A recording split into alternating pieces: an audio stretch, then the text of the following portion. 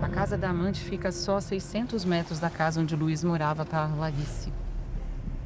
Os dois foram para o cinema, que fica num shopping bem movimentado aqui de Ribeirão Preto. Há inclusive uma foto deles minutos antes de entrar na sessão.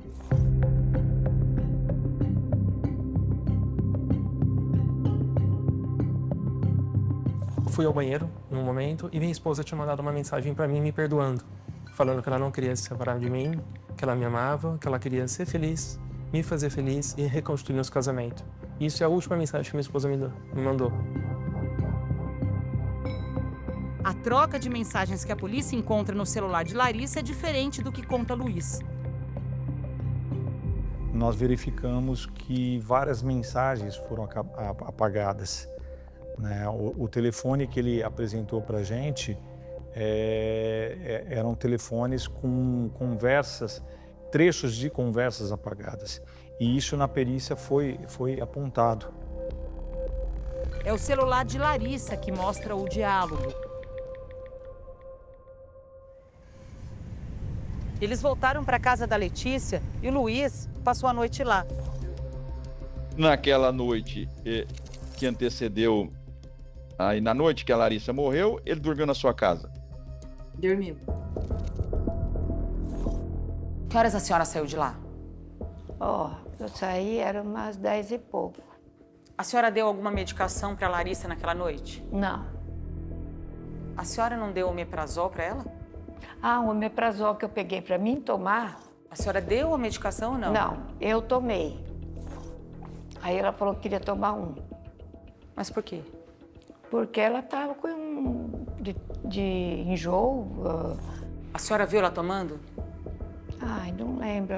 Ela foi pegar um copo. Eu já tinha um copo de suco ali. Não sei se ela tomou.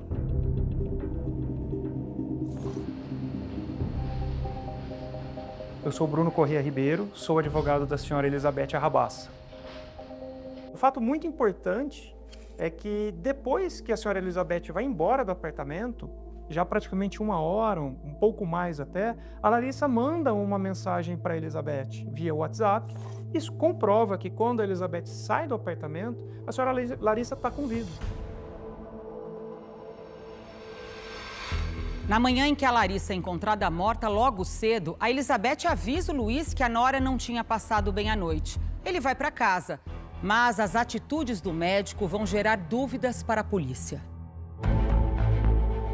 Naquela manhã do dia 22, né, quando eu encontrei minha esposa morta, minha mãe me mandou uma mensagem por volta das 9 horas. Ela mandou mensagem e falou assim: a Larissa não estava muito bem ontem.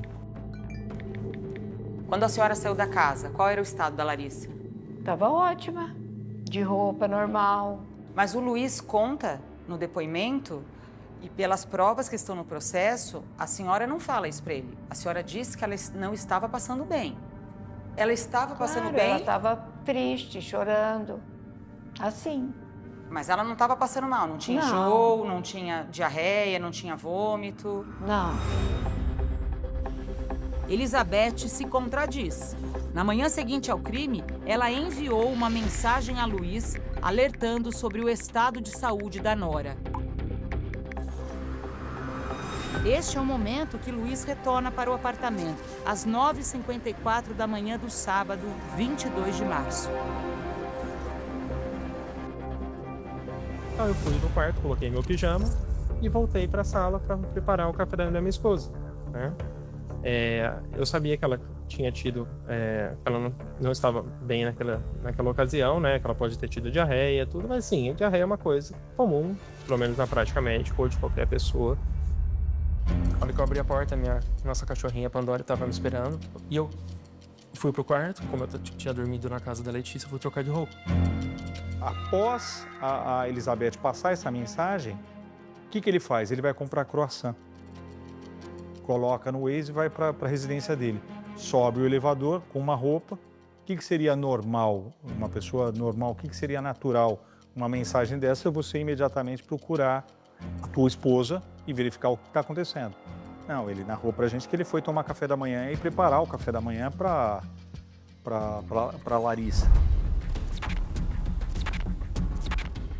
Eu cheguei e falei: amor, a hora que eu cheguei, eu falei: cadê você? eu olhei pro lado, pra esquerda, e vi que o banheiro estava com a porta entreaberta. Quando eu abro a porta, eu vejo ela caída no chão, dentro do box do banheiro. Foi ali que eu percebi que ela não estava respirando, que ela tava de olhos abertos, mas não estava respirando. E eu me desesperei na hora, né? Mesmo sendo médico, eu não sabia quanto tempo ela estava desacordada. Foi naquele momento que eu comecei a fazer massagem cardíaca nela, fiz respiração, vi se ela não tinha engasgado com nada, se não tinha nada. A única coisa que eu percebi é que a blusinha dela estava molhada e que ela estava sem a parte de baixo da roupa naquele momento. Liguei pra minha irmã, falei, Viviane, a Larissa tá no chão, liga pro SAMU. E ela entendeu o recado, quando ela viu meu desespero. Veja bem, o absurdo disso. Ele liga para a irmã ligar para o SAMU. Um médico, sabendo que 1 segundo, se realmente ele disse que ela estava viva, 1 segundo nesses casos é uma vida. Você salva uma vida num segundo. Ele liga para a irmã ligar para o SAMU. Olha o tempo que se perdeu para, entre aspas, se prestar socorro a Larissa. SAMU regional. Quem fala? Andréia. Andréia de Vierne. Andréia, eu preciso te passar um endereço, que eu preciso de uma ambulância. Em que cidade? Ribeirão Preto. Qual o endereço? É que meu irmão ligou pedindo, só se eu não sei o endereço, tá? Mas você não tá no local? Não, eu tô indo pra lá. E minha irmã, depois eu fiquei sabendo que ela ficou 6 minutos com ela tentando falar com o SAMU para explicar onde era a minha casa. E ele me ligou pedindo pra ligar pra ambulância. Ele está no local? Ele está no local. Ele precisaria me ligar, viu? É importante que ele me ligue para eu passar pro médico regulador. Por isso que é importante que ele... Ele não consegue, ele tá tentando ver o que tá acontecendo. E a polícia questionou o Luiz. Por que você não chamou o SAMU? Por que você não pegou o telefone e chamou o SAMU? Você ligou para sua irmã para que a sua irmã acionasse o SAMU. E ele fala, porque eu não queria parar de fazer massagem cardíaca. Só que, nesse momento, ele parou e mandou uma mensagem para a amante e disse, a Larissa está morta. Ele não podia ligar para o SAMU, mas ele mandou uma mensagem para a amante dizendo que ela estava morta. Naquele momento, Luiz, com a sua esposa ali, entre você saber se ela estava morta, se ela poderia ser ressuscitada, como é que você teve cabeça para mandar mensagem para sua amante para dizer que ela estava morta? Eu só estava ali, eu estava desesperado, eu não sabia o que fazer, eu tinha perdido o chão, não sabia o que ia ser de minha vida. Minha vida era minha esposa. Porque esse é um argumento importante da acusação. Quando você manda mensagem para Letícia, você já sabe que ela está morta. Sim. E eu estava com ela há mais de 1 ano. E o mínimo que eu podia fazer, vendo ela mandar aquelas mensagens, depois de tudo, era falar para ela o que tinha acontecido. Não importa se é a Letícia, se é o porteiro, se é o faxineiro. Se qualquer pessoa tivesse me mandando mensagem, eu teria respeito, que é o mínimo que eu tenho que fazer pelas pessoas, de responder. A irmã vai para a casa dele e chega juntamente com o SAMU.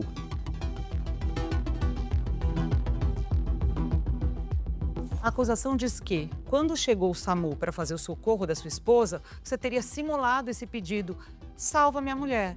Porque se minutos antes você já tinha dito para sua amante que a sua mulher estava morta. Eu queria que você explicasse isso, porque isso é um ponto importante que a acusação sustenta. Sim, como ser humano, eu sabia que minha esposa estava morta como médico. Mas, pelo amor que eu tinha por ela, eu não conseguia aceitar naquele momento a morte dela. Ele é médico. Ela já não estava no banheiro. Ele falou que ele levou para o quarto, colocou em cima da cama. A cama, para qualquer profissional de saúde, se você perguntar, para fazer a massagem cardíaca, ela não é o local adequado. E eu fiz a massagem nela e eu tirei ela dali, não como paciente do chão, mas como minha esposa, e coloquei na cama para dar um conforto para ela. Mesmo sabendo que ela estava morta, eu não podia aceitar, eu não conseguiria aceitar naquele momento que eu estava perdendo a mulher da minha vida.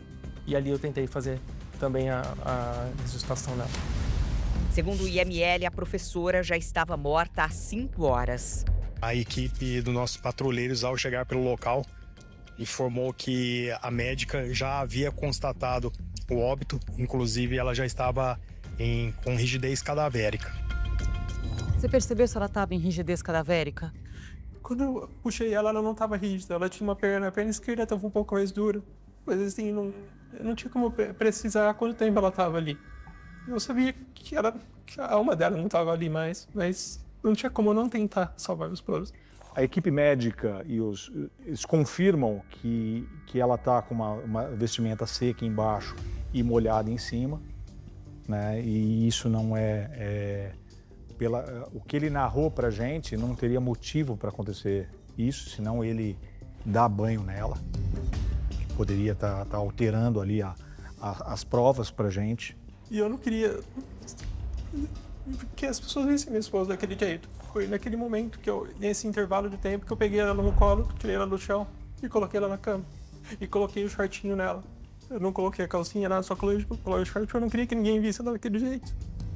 Ele começa a limpar a casa, né, borrifar álcool e passar pano, também numa situação estranha. E isso foi notado, inclusive, pelos paramédicos que chegaram a acionar a guarda municipal, né, entendendo que poderia ser um local de crime. Ao adentrar o pessoal do SAMU, a minha cachorrinha, ela sempre tem medo, ela é medrosa. E ela tinha feito cocô no corredor e todo mundo tinha pisado, tá? Todo sujo. E a única coisa que eu falei pra minha irmã, eu falei, Viviane, limpa, porque vai vir o pessoal pra buscá-la.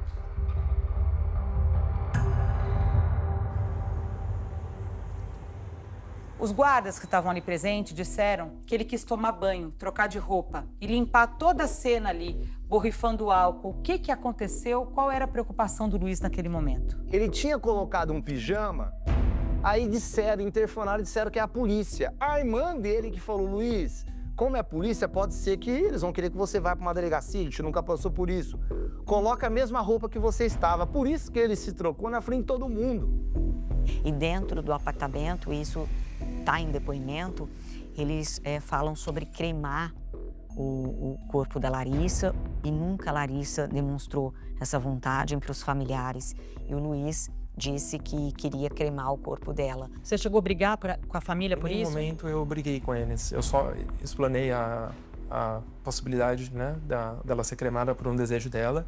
Na hora, a minha mãe foi contra, o irmão dela foi contra, meu pai foi contra, todo mundo, e ali a gente encerrou a conversa. Depois da morte da Larissa, a polícia passa a investigar o marido e a sogra. A descoberta de que a professora de Pilates foi envenenada vai rapidamente levar os dois para trás das grades.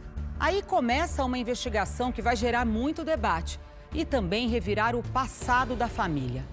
A Delegacia de Homicídios da Polícia Civil investiga o caso. No início da semana, policiais estiveram no apartamento do casal e apreenderam celulares e computadores de Luiz. Quando a gente chega na casa do Luiz, nós encontramos o Luiz com a amante, né? Achamos até estranho, alguém que perdeu a esposa recentemente e que foi morta por veneno, né? Tá com um amante ali, levantou mais suspeita ainda da investigação. Pesou muito moralmente contra você, Sim, né? Na verdade, isso é uma mentira, né? Eu fiquei em torno de 20 dias sem falar com ela, assim, sem vê-la. E eu estava num momento de fraqueza. E naquele momento, eu tive ela como um apoio, como uma amiga. Porque ela sabia que eu tinha uma intenção de me tirar a própria vida. O Luiz, nesse intervalo, ele passou a excluir algumas fotos da Larissa. Por que ele estava apagando? O senhor apagou coisas do computador do senhor? Não, senhor, a única coisa que eu realmente tirei do celular da minha esposa, né, que era fotos íntimas dela, que era a foto dela seminua, com o peito de fora, com uma taça de gin na mão. A polícia pediu exames específicos, exame toxicológico, e precisava do resultado, ainda não tinha muita coisa o que fazer. Quando chegou o exame do material que foi colhido dela, e aí se apontou que havia intoxicação por chumbinho, e nós concluímos que ali havia, sim, uma morte violenta. Para a acusação, mãe e filho mataram Larissa por 2 motivos. Elizabeth não queria uma partilha de bens numa eventual separação e Luiz queria ficar com a amante. Se a Larissa, na véspera do crime, já tinha mandado uma mensagem para o Luiz dizendo que queria se separar, por que ele precisava matá-la para se separar, para não ficar com ela? Estava resolvido o problema já, né? A motivação é subjetivo. O que me dá a certeza é que a motivação foi financeira e foi pela amante. Não tem outra explicação. Diante do laudo pericial, eu representei pela prisão temporária dos dois, que é uma prisão para investigação. E eles foram presos. Você está preso. Deixa eu avisar minha irmã, como é? Meu pai. A mãe de Luiz Antônio foi presa em casa. Ela é minha filha também, minha filha, querida, amada. A polícia acredita que a professora foi envenenada aos poucos. Uma das formas escolhidas por mãe e filho teria sido o preparo de sopas com o chumbinho que a sogra entregava para Larissa. O legista do caso é ouvido em juízo e prefere ter a identidade preservada. Não dá para afirmar se foi uma dose única letal, se foram doses repetidas, né? Só dá para afirmar que teve essa administração aconteceu, sendo ela única ou repetida, em até 24 horas do período de detecção. Em doses menores, o chumbinho pode provocar sintomas como os relatados por Larissa nos dias anteriores à morte: diarreia, vômito, tremores e dor de cabeça. Elizabeth sai da casa de Larissa por volta de 11 horas da noite. Segundo a perícia, Larissa morre próximo das 4 horas da manhã. Nós tentamos, nesse momento, obter imagens de câmeras de segurança. Eu fiz a solicitação para o síndico, mas o prédio não dispunha mais dessas imagens. E foi eu que trouxe minha mãe e falei para o delegado, falei, minha mãe esteve com ela até meia-noite, porque não tinha nada, até hoje não tem nenhum registro dela lá. Foi tudo apagado. Quando foi pedido isso para o síndico do prédio, ele falou que ela tinha sobreposto a imagem e não poderia refazê-lo. Se eu não tivesse contado isso para o delegado, ele levado minha mãe a cena do crime, nunca pensariam nela.